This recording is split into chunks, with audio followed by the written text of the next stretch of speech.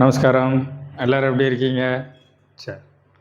இப்போ நம்ம ஏற்கனவே ஓம் நம சிவாயை பற்றி பேசியிருந்தோம். அதில் ஓம் மட்டும் பிரணவம் மட்டும் எப்படி இருக்குன்னு நம்ம சொல்லியிருந்தோம். இப்போ நம சிவாயை பற்றி ஒன்று ஒன்றா பார்க்கலாம்.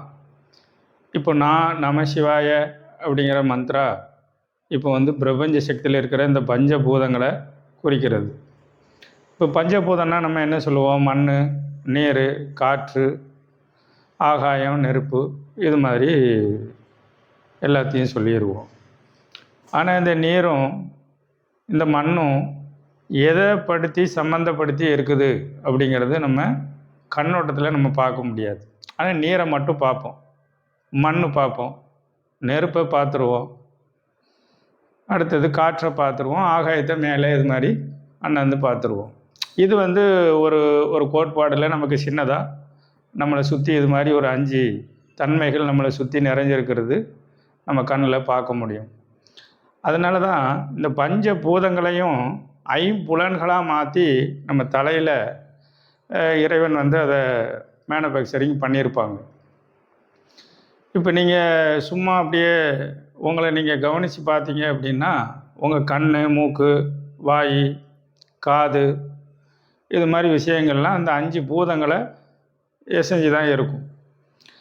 இப்போ இந்த 5 பூதங்களும் ஐம்புலன்களாக நம்ம தலையில் சித்தரிக்கப்பட்டிருக்கும். இப்போ நான் அப்படிங்கிறது மண் தத்துவம். இந்த நான் பற்றி முதல்ல கொஞ்சம் நம்ம கவனமாக பார்த்துடலாம். இப்போ இது நம்ம நம சிவாய மந்திராவை நீங்கள் திருவாசகத்தில் பார்த்தீங்கன்னா நம சிவாய வாழ்க, நாதன் தாள் வாழ்க அப்படிங்கிறது தான் இறைவனுடைய பெயராக அதில் குறிப்பிட்டிருக்கும். இப்போ இறைவனை நம்ம இறைவா அப்படின்னு கூப்பிடுறதுக்கும் இறைவனை நம சிவாயன்னு கூப்பிடுறதுக்கும் அதில் ஒரு நேம், அவரோட பெயரை அதில் சுட்டி காமிச்சிருப்பாங்க. இப்போ நம்ம குழந்தைகள் பிறந்தாங்க, இல்லை மனிதர்களுக்கு ஏதோ ஒரு பேர் விடுறோம் அப்படின்னா நம்ம அந்த ஒரு பேரை சொல்லி தான் கூப்பிடுறோம். அப்போ உலகம் முழுசும் இறைவன் நிறைஞ்சிருக்கிற அந்த சக்தி நிலையில் அவருக்கும் நம்ம ஒரு பேர் வச்சுருக்கோம். ஒன்று சிவான்னு வச்சுருக்கோம், இல்லைன்னா நம சிவாயன்னு அவரோட பேராக தான் நம்ம அதை குறிப்பிடுறோம். அப்போ நம சிவாய அப்படின்னா அவருக்கு ஏன் அந்த பேரை நம்ம சொல்கிறோம் அப்படின்னா இந்த மொத்த பிரபஞ்ச சக்தியில் இந்த மண், நீர், நெருப்பு, காற்று, ஆகாயம், இந்த மாதிரி இந்த 5 பூதங்களையும் அவர் முழுசும் நிறைஞ்சு இருக்கிறதுனால அந்த மொத்த சக்தியையும் அவருக்கு உண்டானதே அப்படின்னு நம்ம நினச்சிட்டு தான் அதை நம சிவாயன்னு அவரை ஒரு பேர் சொல்லி கூப்பிடுறதுக்கு விஷயங்கள் எட்டப்படுது. அதனால் நம சிவாய அப்படின்னாலே இறைவனை பேர் சொல்லி கூப்பிடுறதுக்கு சமமாகவும், சிவா அப்படின்னு சொல்லி கூப்பிடுறதுக்கும், சிவசிவான்னு சொல்லி கூப்பிடுறதுக்கும் அந்த 5 பூதங்களில் இருக்கக்கூடிய ஐம்புலன்களை சேர்ந்திருந்த அந்த நம சிவாய விஷயத்தை தான் நம்ம பயன்படுத்துகிறோம். இப்போ நான் அப்படின்னா மண் தத்துவம். இதை கொஞ்சம் ஆழமாக பார்த்தோன்னா இது படைத்தலை குறிக்கிறது. படைத்தல் 2 விஷயங்களில் இருக்குது. அது எதுலெல்லாம் இருக்குதுன்னா அப்பா அம்மாங்கிற சப்ஜெக்ட்லேயும் கணவன் மனைவிங்கிற சப்ஜெக்ட்லேயும் படைத்தல் உருவாகி இருக்குது. ஏன் அப்படின்னு கேட்டிங்கன்னா அம்மா அப்பா தான் அவங்க இல்லற வாழ்க்கையில் இருக்கும்போது ஒரு குழந்தையை பெற முடியும். அடுத்தது கணவன் மனைவி சப்ஜெக்ட்லேயும் அவங்க இல்லற வாழ்க்கையில் இருக்கும்போது அவங்களும் ஒரு குழந்தைய பெற்றுக்க முடியும். இப்போ நீங்கள் அம்மா அப்பாவை வேறு ஒரு சப்ஜெக்டாகவும் கணவன் மனைவியை வேறு சப்ஜெக்டாகவும் நீங்கள் எல்லோரும் பார்த்துக்கிட்டே வந்திருப்பீங்க. அதனால் நமக்கு அந்த கணவன் மனைவி சப்ஜெக்டும் அப்பா அம்மா சப்ஜெக்ட்டுமே ஒரே மாதிரி தான் இணைஞ்சிருக்குங்கிறது நம்ம புரிஞ்சுக்கிடணும். அப்போது இப்போ என்ன நடக்குது? அம்மா அப்பா அப்படின்னா அந்த மண் தத்துவத்தில் படைத்தல் என்ன நடக்குது அப்படின்னா மண்ணில் எது மாதிரி ஏதாவது ஒரு செடியோ மரமோ நம்ம ஒரு பல வகைகள் செடிகளோ இல்லை நம்ம நெல்லோ நம்ம என்னெல்லாம் நம்ம சாப்பிடணும்னு நினைக்கிறோமோ அதை மண்ணில் போட்டால் வரும். அப்போ அது படைத்தலை குறிக்கிறது. அப்போ அது ஒன்று உருவாக்குது இல்லையா? பூமி எப்படி நம்ம என்னென்ன வச்சு நம்ம தண்ணி ஊற்றுறோம், செடி வச்சு தண்ணி ஊற்றுறோம், பழங்கள் மரங்கள் வச்சு தண்ணி ஊற்றுறோம், காய்கறிகள் செடிகள் வச்சு தண்ணி ஊற்றுறோம். இப்போ நம்ம சாப்பிட்ற அரிசி, நெல் எல்லாத்தையுமே நம்ம பூமியில் தான் விளையுது. அப்போ அது ஒரு உயிர்ப்பித்தல். அப்போ அதுதான் பிறப்பு, அதுதான் படைத்தல் அப்படிங்கிற ஒரு விஷயமும் அதுக்குள்ளே கலந்து இருக்குது. இப்போ நீங்கள் அதை நல்லா கவனித்து பார்த்தீங்க அப்படின்னா இந்த நான் அப்படிங்கிற விஷயமும் மா அப்படிங்கிற விஷயமும் படைத்தல்லே கலந்துருக்கும். இப்போ நாங்கிற விஷயத்தை தனியாக பேசினாலும் அம்மா அப்பா ஒரு சப்ஜெக்டை பேசினாலும் அடுத்தது மாங்கிற சப்ஜெக்டில் கணவன் மனைவி சப்ஜெக்டை கொண்டு வந்தாலும் அது 2 சப்ஜெக்டாக மாறிடும். அதனால் இந்த இந்த இடத்துல உங்களுக்கு தெரிவிக்கப்படுது என்னென்னா, நாவையும் மாவையும் உங்களுக்கு இதில் தெரிவிக்கப்படுது. இப்போ நாங்கிற விஷயம் அம்மா அப்பா, மாங்கிற விஷயம் கணவன் மனைவி. இது ரெண்டுமே படைத்தலை குறிக்கிறதா நீங்கள் உங்கள் மனசில் வச்சுக்கிட்டு உங்கள் வாழ்க்கையில் விழிப்புணர்வு அப்படிங்கிற ஒரு விஷயத்தை வச்சு நீங்கள் அதை கவனிச்சுக்கிட்டே வரணும். இது விழிப்புணர்வு அப்படின்னா சொற்பொழிவு ஆற்றக்கூடிய ஏதாவது பேசிட்டு விழிப்புணர்வாக இருக்கணும்னு சொல்கிறேன்னா அந்த விழிப்புணர்வு இல்லை. இது நீங்கள் ஒவ்வொரு க்ஷணமும் இறைவன் முழுமையாக படைத்த அந்த உலக ரசிக்கக்கூடிய ஐம்பூதங்களை கொண்டு அந்த ஐம்புலன்களை உங்களோட இந்த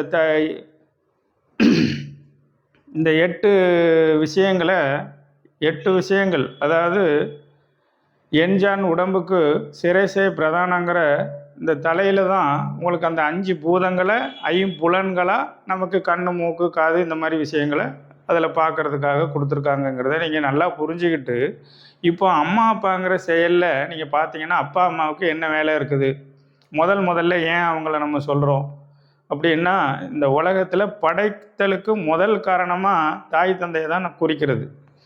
அதனால் அது இறைவனும் தாய் தந்தைங்கிற அந்த நிலையில தான் அவரும் இந்த பிரபஞ்ச சக்தியில் முழுமையாக நிறைஞ்சிருக்காரு. அதனால் குழந்தை அப்படிங்கிற ஒரு விஷயத்துக்குள்ளே போனோம் அப்படின்னா, பிறப்பு அப்படிங்கிற ஒரு விஷயத்துக்குள்ளே போகணும் அப்படின்னு சொன்னாலே அதில் தாய் தந்தைங்கிறதான் முதல் இடத்துல வராங்க. அதுதான் அப்போ பிறப்பு, அது படைத்தல்னு நம்ம முடிக்கிறோம். அதனால் நாங்கிற விஷயத்தை நீங்கள் ஃபாலோ பண்ணணுன்னா நமசிவாய மந்திரத்தை சும்மா ஓம் நம சிவாய இது மாதிரி சொன்னோன்னா அதுக்கு உயிர் வராது.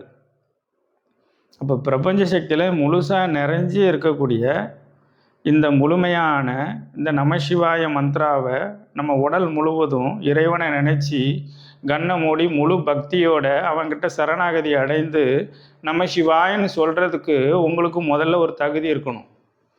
அந்த தகுதியை வளர்க்குறது அப்படிங்கிறத முதல்ல நம்ம தெரிஞ்சுக்கணும். இதை போய் நீங்கள் ஒரு தியானமோ ஒரு பிராணாயாமமோ இல்லை ஒரு வாசி யோகமோ முதல்ல கற்றுக்கிட்டு நீங்கள் இந்த நிலைகளை அடைய முடியாது. அதனால் உங்களுக்கு இறைவன் கொடுத்துருக்கிற முழு இந்த 5 சப்ஜெக்டில் முதல் சப்ஜெக்டு அம்மா அப்பா, 2வது கணவன் மனைவி அப்படிங்கிறத புரிஞ்சுக்கிட்டு நீங்கள் அப்பா அம்மா கிட்ட ஒரு குழந்தை அப்படிங்கிற ஒரு விஷயம் அந்த அப்பா அம்மா கிட்ட எது மாதிரி இருக்கணும் அப்படிங்கிற விஷயத்தை நம்ம முழுமையாக புரிஞ்சு வந்து கொண்டே இருக்கணும். இப்போ குழந்தை அப்படின்னா குழந்தையா இருக்கும்போது அப்பா அம்மா கிட்ட எப்படி இருக்குது நீங்கள் கவனித்து பாருங்கள். எப்படி இருக்கிறாங்க? இப்போ ஒரு குழந்தைய நம்ம பெற்றெடுக்கிறோம். அந்த குழந்தைய வளர்க்கணும் அப்படின்னா நிறைய விஷயங்கள் அவங்களுக்கு கழிவுகள்லேருந்து அவங்க உடல்கள்லேருந்து எல்லா விஷயங்களையும் அவங்கள சுத்தம் செய்து அடுத்த வளர்ச்சியை நோக்கி வளர்ச்சியை நம்ம அவங்களுக்கு செய்து கொண்டே இருப்போம். இதை செய்கிறதுக்கு இறைவன் முழுமையாக பிரபஞ்ச சக்தியில் ஒரு கனெக்ஷனை ஏற்படுத்தி அதை அப்பா அம்மாங்கிற ஒரு சப்ஜெக்டுக்குள்ளே அதை விதைச்சி அந்த உயிரை வளர்க்கறதுக்கு உண்டான தன்மையை அதில் விதைச்சிருப்பாருங்கிறது நம்ம ஒவ்வொரு க்ஷணமும் அதை விழிப்புணர்வாக பார்க்க தெரியணும். இப்போ இந்த அப்பா அம்மா எப்படி இந்த குழந்தைங்கள வளர்க்காங்க அப்படின்னா, முதல்ல என்ன சொல்லி கொடுப்பாங்க, நம்மளுடைய கூப்பிடுறதுக்கு ஒரு மொழிகளை நம்ம முதல்ல சொல்லி கொடுப்போம். அம்மா அப்பா மாமா அத்தை சொல்லுன்னு. அடுத்தது கோயிலுக்கு கூப்பிட்டு போவோம். நம்ம கலாச்சாரங்களையும் பாரம்பரியங்களையும் அவங்களுக்கு சொல்லி கொடுத்துக்கிட்டு இருப்போம். அடுத்தது இந்த உலக நடவடிக்கையில் நம்ம முழுசும் எது மாதிரி இந்த குழந்தைய நம்ம வளர்த்து இவங்க இதில் வாழ்கிறதுக்கு தகுதியான விஷயங்களுக்கு வருவாங்க அப்படிங்கிறத நம்ம எப்போவுமே யோசித்து செய்துக்கிட்டே இருப்போம். இப்போ இவங்க வளர்ச்சியை நோக்கி நம்ம வளர்த்தாலும் கூட அவங்க அப்பா அம்மாவை எது மாதிரி புரிஞ்சுக்கிடணுங்கிறதையும் அவங்களுக்கு நம்ம கற்றுக் கொடுத்துக்கிட்டே வரணும். அப்போ அப்பா அம்மாவை எப்படி அவங்க புரிஞ்சுக்கிடணும், எப்படி அவங்க தெரிஞ்சுக்கிடணும் அப்படின்னா, அவங்களுக்கு நீங்கள் இந்த அப்பா அம்மா சப்ஜெக்டில் அவங்க இருவரும் எது மாதிரி லைஃப் பண்ணுறாங்களோ, அந்த குழந்தைய எப்படி அணுகுமுறை செய்தாங்களோ, அவங்களுக்கு கல்வி கொடுக்குறதுலையும் அவங்கள வளர்க்குறதுலையும் அவங்களுக்கு ஒழுக்கம் சொல்லி கொடுக்குறதுலையும் இந்த உலகத்தில் எப்படி வாழணுங்கிற சிஸ்டத்தை சொல்லி கொடுக்குறதும் சட்டங்களை பற்றியும் கல்வி முறைகளை பற்றியும் குருகுல முறைகளை பற்றியும் இறைவனை பற்றியும் நம்ம கலாச்சாரம் பாரம்பரியங்களை முழுவதுமாக இந்த குழந்தை தெரிந்து கொள்ள வேண்டும் என்று இதில் முதல் குருவாக தாய் தந்தையுமே இருப்பார்கள். நம்ம மாதா பிதா குரு தெய்வம்னு நம்ம நிறைய விஷயங்களில் பேசியிருப்போம் பார்த்துருப்போம். ஆனால் மாதா பிதா குரு தெய்வம்னா இன்னும் யாருக்கும் எந்த அர்த்தமும் தெரியாது. அதை நான் உங்களுக்கு இன்னொரு தடவை இதே மாதிரி இந்த விஷயங்களை மறுபடி பகரும்போது சொல்லித்தரேன். இப்போது இந்த நாங்கிற சப்ஜெக்ட் முழுமையாக அம்மா அப்பாவையும் கணவன் மனைவியும் சேர்ந்தது என்று நீங்கள் புரிந்து கொண்டு உங்கள் வாழ்க்கையில் அம்மா அப்பாங்கிற அந்த சப்ஜெக்ட்டுக்கு கீழே ஒரு குழந்தை ரெடி ஆகுது. அது ஆண் குழந்தையாக இருந்தாலும் பெண் குழந்தையாக இருந்தாலும் வளர்ச்சிக்கு உண்டானதாக அவர்கள் கையில் கிடைக்கிறது. அப்போ இந்த குழந்தைகளை நான் சொல்லியபடி மொத்தமாக வளர்ச்சியை நோக்கி வளர்க்கும் பொழுது அநேக ஒழுக்கங்களை கடைபிடித்து இறைவனின் நாமங்களையும் பிரபஞ்ச சக்திகளையும் சொல்லி கொடுத்து முழுமையாக வளர்த்து முடிப்பதே இந்த பிறப்பின் நோக்கமாகவும் இந்த படைத்தலின் கருதலாகவும் குறிக்கப்படுகிறது என்று நீங்கள் முதலில் புரிந்து கொள்ள வேண்டும். ஆக என்னவென்று நீங்கள் முக்கியமான ஒரு விஷயம் கவனிக்க வேண்டும். இந்த குழந்தையை முழுமையாக வளர்க்கும் பொறுப்பு இந்த அம்மா அப்பாவிடமே உள்ளது. ஏன் என்றால் இவர்கள் மூலமாக இந்த உயிர் புதுமுகமாக புது வரவாக இந்த உலகத்தில் காணப்படுவதென்பதால் அதற்கு சரியான ஒழுக்கங்களையும் வளர்ச்சி நோக்கங்களையும் உலகை எவ்வாறு கையாள வேண்டும் என்பதையும் பல மனிதர்கள் வாழும் இந்த உலகில் பல மனிதர்களிடம் எவ்வாறு அணுக வேண்டும் என்று ஒவ்வொரு அறிவுகளையும் சுட்டி காட்டி குழந்தையை வளர்க்கும் தன்மையே தாய் தந்தை என்று நீங்கள் புரிந்து கொள்ள வேண்டும். இந்த தாய் தந்தையர் இந்த குழந்தைகளை வளர்க்கும் ஒவ்வொரு விஷயங்களிலும் கண்காணித்து முழுமையாக கண்காணித்து அதில் எந்த விதமான கஷ்டங்களும் நஷ்டங்களும் கோபங்களும் தாபங்களும் இல்லாமல் அவர்களை ஒழுக்கங்களை சொல்லி கொடுத்து கடைபிடித்து அவர்களை வாழ வைப்பதே இந்த நான் என்கிற இந்த விஷயங்கள் குறிக்கப்படுகிறது. இதை நீங்கள் முழுமையாக அம்மா அப்பா சப்ஜெக்டை இதை அவர்கள் செய்தாலும் சரி, இல்லை இந்த குழந்தைகள் அப்பாவிடமோ அம்மாவிடமோ எது மாதிரி நாம் அவர்களிடம் இருக்க வேண்டும் என்று முழுமையாக புரிந்து கொள்வதற்படி வளர்க்க வேண்டும். தந்தையிடம் ஒரு மகன் எவ்வாறு நிற்க வேண்டும், மகள் எவ்வாறு நிற்க வேண்டும், எப்படி பேச வேண்டும், தாய் தந்தையிடம் எப்படி அந்த அன்பு முறையை நாம் அணுக வேண்டும், எவ்வாறு இவர்களை இந்த சூழ்நிலைகளில் நடத்த வேண்டும் என்று முழுமையாக புரிந்த குழந்தையாக வளர்த்து முடிப்பதே இந்த நான் என்கிற மந்த்ராவின் முக்கியமான விஷயமாகவும் இந்த படைத்தலின் முக்கிய கருத்தும் ஆகும். ஆகவே இந்த குழந்தைகளை இந்த அப்பா அம்மா அப்படிங்கிற இந்த ஒரு விஷயத்திலிருந்து இந்த குழந்தைகளை முழுமையாக வளர்த்து அந்த குழந்தைகள் முழுமையாக தாய் தந்தைக்கு கீழ்ப்படிதலாக இருக்கும் இந்த முழு குழந்தையை நாம் முழுமையாக இறைவனின் குழந்தையாக வளர்த்து முடிப்பதே நம் வேலை என்று நமக்கு தெரிந்து கொள்ள வேண்டும். ஆக இந்த கணவன் மனைவி சப்ஜெக்டிலும் நீங்கள் பார்த்தீர்கள் என்ற இந்த குழந்தை தான் அடுத்த விஷயங்களுக்கு பரிமாண வளர்ச்சியை அடைந்து அந்த திருமணத்துக்கு போகும்போது தான் இந்த கணவன் மனைவி இந்த சப்ஜெக்டை அவர்களுக்கு கொடுக்கப்படுகிறது. இந்த பிரபஞ்ச சக்தியின் மூலமாக இறைவனுடைய சக்தியை நிறைந்திருந்து அடுத்த ஜெனரேஷனை உருவாக்குவது தான் இந்த தாய் தந்தையில் இருந்து மகன் மகள் பிறந்து இந்த மகன் மகளே அடுத்த விஷயங்களுக்கு திருமணத்தை நோக்கி கணவன் மனைவி என்ற முக்கியமான சக்தியை எடுப்பதே இதன் வேலையாகும். ஆக கணவனும் மனைவியும் அடுத்த சப்ஜெக்டில் இறங்கும் பொழுது அது இன்னொரு இடத்திலிருந்து வரும் உயிர்களை பற்றியும் இது இன்னொரு இடத்திலிருந்து வரும் உயிர்களை பற்றியும் புரிந்து கொண்டு இரண்டு மனங்களாக இருந்த இந்த உயிர் இரண்டும் திருமணமாக ஒரு மனமாக மாறி இந்த வாழ்க்கையை முழுமையாக வாழ்ந்து முடிப்பதற்கே அதை கருவூட்டப்பட்டதே இந்த கணவன் மனைவி விஷயங்கள் என்று புரிந்து கொள்ள வேண்டும். ஆக கணவன் மனைவி சப்ஜெக்டும் நான் என்கிற மா என்கிற இந்த விஷயங்களில் கலந்திருக்கின்றன. ஆக முழுமையான நம் வாழ்க்கையில் ஒவ்வொரு க்ஷணமும் விழிப்புணர்வாக நாம் என்ன செய்து கொண்டு இருக்கிறோம் என்று முழுமையாக ஞாபகத்திலே சிந்தனையை அதில் விதைத்து விதைத்து இறைவனை எண்ணி எண்ணி பிரபஞ்ச சக்திகள் முழுமையாக நாம் கற்றுக்கொண்டு அதில் பயணிக்கும் ஒவ்வொரு விஷயமும் இங்கு பிறப்பிலிருந்து இறப்பை நோக்கிய பயணமே இந்த இடைப்பட்ட நாட்களில் வாழ்க்கை என்று முழுமையாக புரிந்து கொண்டு நீங்கள் வாழ உங்களை வழிவகுக்க இந்த வாழ்க்கை எல்லாமே முழுமையாக வாழ்ந்து முடிவதற்கு தான் இந்த உலகமும் நம் இறைவனும் நம்மை பறை சுற்றி இந்த உலகத்தில் நிலைக்க செய்தார் என்று நாம் முழுமையாக புரிந்து கொள்ள வேண்டும். அதை புரிந்தால்தான் உங்களுக்கு இறைவனை பற்றியே புரியும். இல்லை என்றால் இறைவனை பற்றி நமக்கு முழுமையாக வெறும் பக்திக்காகவும் வெறும் கலாச்சார கோயில்களில் நுழைவதற்காகவும் ஏதோ இந்த விழாக்களில் கலந்து கொள்வதற்காகவும் இல்லை ரோட்டிலே காதை குத்தி மூக்கை குத்தி கொண்டு வாயிலே ஈட்டியை குத்தி கொண்டு நடப்பது தான் பக்தி என்று புரிந்து மூடதனத்திலே விழாமல் முழுமையாக இறைவனிடம் சரணாகதி அடைவதே பிறப்பு என்று புரிந்து இந்த நமச்சிவாய மந்திரத்தை சொல்லும் தகுதியை நாம் முதலில் ஏற்படுத்தி கொண்டு இந்த நமசிவாய மந்திரத்தை ஒரு குரு மூலமாக யாருக்கு கற்பித்தாலும் அவர்களுக்கு வராது, அந்த சக்தியும் அடைய முடியாது. ஏனென்றால் இந்த 5 நிலைகளிலும் நமசிவாய என்ற இந்த 5 நிலைகளிலும் அவர்கள் முழுமையாக தகுதியான மனிதர்களாக மனுஷிகளாக வாழ வேண்டும் என்பதே இறைவனுடைய முழுமையான நோக்கமாக இருக்கிறது. இதில் முக்கியமாக நீங்கள் என்ன புரிந்து கொள்ள வேண்டும்? நான் அப்படி என்றால் இப்போது சிம்பிளாக இதை கொஞ்சம் வேகமாக முடிக்க வேண்டியது இருக்குது. இது நிறைய விஷயங்கள் இதை பற்றி பேசலாம், நிறைய பேசலாம். ஆனால் சிறு விஷயமாக முக்கியமான இந்த கருத்தை சொல்லிக்கொண்டு இதை முடிக்கிறேன். பிறகு அடுத்த வீடியோவில் இன்னும் விளக்கமாக உங்களுக்கு சொல்லுகிறேன். இதில் முதல் சப்ஜெக்ட் முக்கியமானது என்னவென்றால் நான். இந்த மந்திரத்தை சொல்லும் சக்தி அம்மா அப்பாவிடம் தாய் தந்தையரிடமே இருக்கின்றன.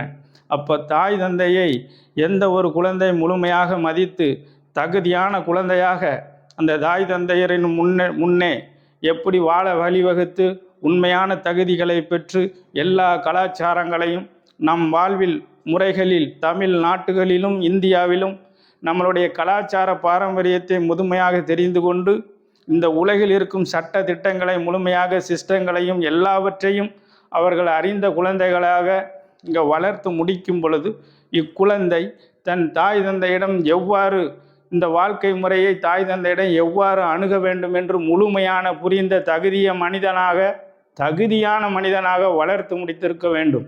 அவர்களும் அதற்குண்டான தகுதியான குழந்தைகளாக வளர்ந்து தன் தாய் தந்தையிடம் எந்த முறையை ஒழுக்கமாக விழிப்புணர்வோடு செயல்முறை படித்திருக்கிறார்களோ அவர்கள் ஒருவரே இந்த நான் அப்படிங்கிற மந்திராக்களை உச்சரிக்கும் பொழுது பிரபஞ்ச சக்தியில் இருக்கும் முழு சக்திகளையும் அவர்கள் பெற்று இறைநிலை அடைய அவர்களை வாழ்த்தி இந்த உலகம் முழுவதும் வாழ்ந்து முடிப்பதற்காக செயல்படுவதே இப்பிரபஞ்ச சக்தியின் நோக்கமாக கருதப்படுகிறது.